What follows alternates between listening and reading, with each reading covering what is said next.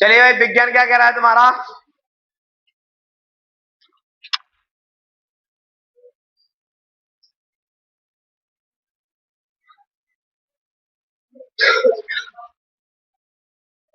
विज्ञान है भैया, पाठ चल रहा है तुम्हारा 7, क्लास 10th है भैया। 7 पाठ, क्या बोल रहा है विज्ञान? पहला क्वेश्चन है विज्ञान में पाठ 7 का, बहुविखंडन, बहुखंडन किसे कहते हैं? तो बहुखंडन किसे कहते हैं, ठीक है भाई? तो सुनना भाई ध्यान से, बहुखंडन किसे कहते हैं? जब एक कोशिकीय जीव जब एक कोशिकीय जीव कई अनेक भागों में बिखर जाता है, अनेक भागों में टूट जाता है। जब एक कोशिकीय जीव कई अनेक भागों में बिखर जाता है या अनेक भागों में टूट जाता है, एक टूटा हुआ भाग एक नए जीव का निर्माण करता है, उसे हम बहुविखंडन कहते हैं। ठीक है, क्या बोला था मैंने क्वेश्चन कि बहुखंडन किसे कहा जाता है? जब एक कोशिकीय जीव कई भागों में टूट जाता है, टूटा हुआ हर भाग एक नए जीव का निर्माण करता है, उसे हम क्या कहते हैं? बहुखंडन कहते हैं। एग्जाम्पल के लिए प्लाज्मोडियम, ओटी के लिए दमदार क्वेश्चन है कि भाई बहुखंडन, एक कोशिकीय सॉरी बहुखंडन कौन सा जीव है? या प्लाज्मोडियम बहुखंडन जीव है। ठीक है, या एक कोशिकीय जीव किसे कहते हैं? तो उसको बहुखंडन, प्लाज्मोडियम को एक कोशिकीय जीव का। ठीक है भाई, दो डायग्राम बना के लेके आना है आपको, मैंने बता दिया था डायग्राम। कौन सा डायग्राम पेपर में आएगा सर, या तो तुम रोज रोज बनवा रहे हो? वो आपको नवंबर में दे दूंगा, बदलेगा नहीं डायग्राम, जो दे दिया वो छपेगा। ठीक है, नवंबर दिसंबर में कौन सा डायग्राम आएगा, अभी तो आप प्रैक्टिस करो बनाने की, ऐसे बनाना है, ऐसे बनाना है। जितना पढ़ाया है उतना सुनो, क्या आएगा क्या नहीं आएगा, कैसे से रखना पड़ेगा। ठीक है, अगला है तीसरा क्वेश्चन। क्या बोला था मैंने कि भाई परागण और निषेचन, परागण और निषेचन में क्या बताना है आपको? डिफरेंस बताना है भाई,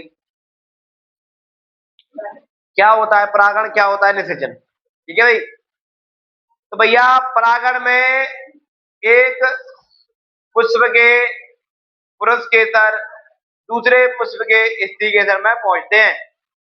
परागण में इस क्रिया में एक पुष्प के पुरुष केसर दूसरे पुष्प के स्त्री केसर में पहुंचते हैं।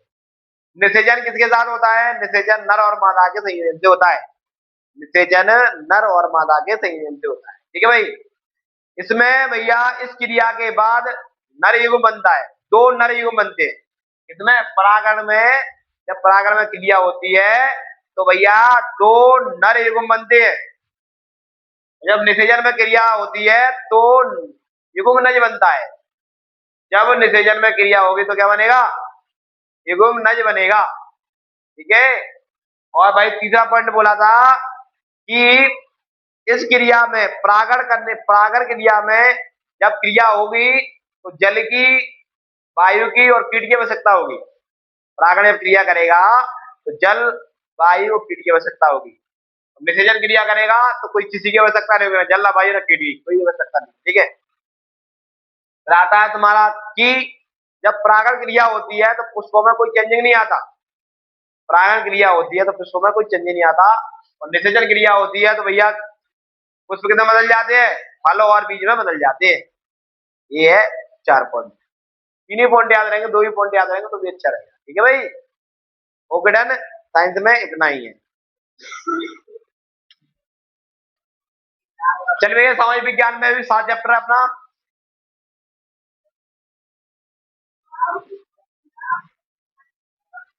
तो भैया इसके क्वेश्चन है आपका वायु परिवहन के लाभ और भाई हानियां लिखो।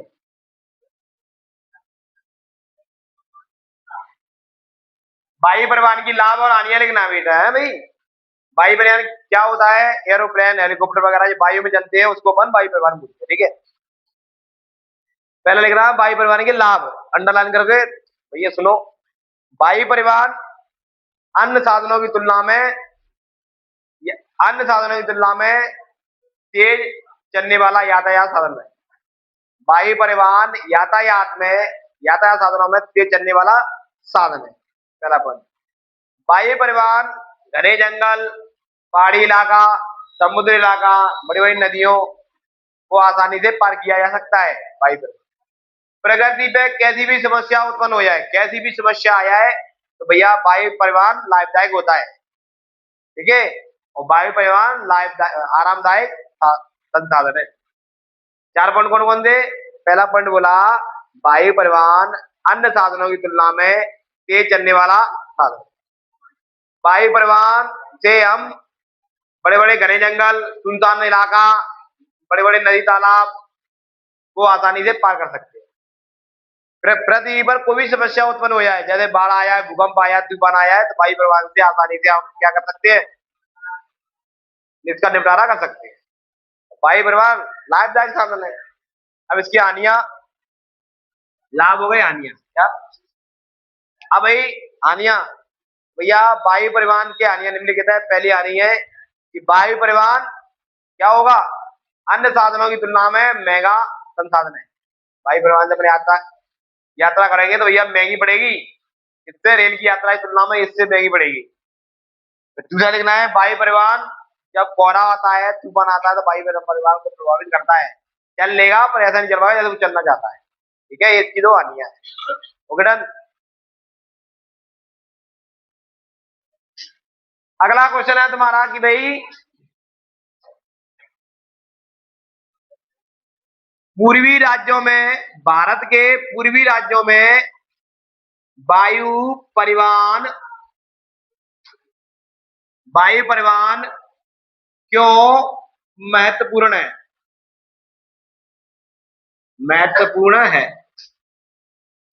पूर्वी राज्यों में वायु परिवहन क्यों महत्वपूर्ण है?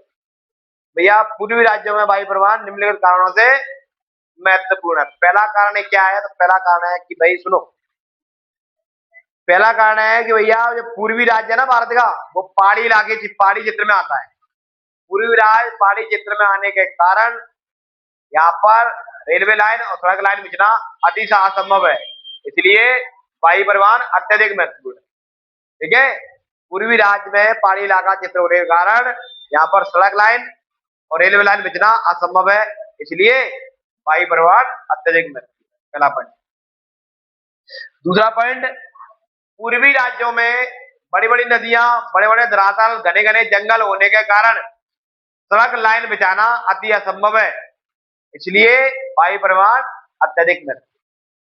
2 पॉइंट करना है। क्या है भैया? बड़ी बड़ी नदियां हैं, बड़े बड़े धरातल हैं, बड़े बड़े घने जंगल हैं, इसलिए यहाँ पर सड़क लाइन बिछाना असंभव है। इसलिए वायु परिवहन अत्यधिक महत्वपूर्ण।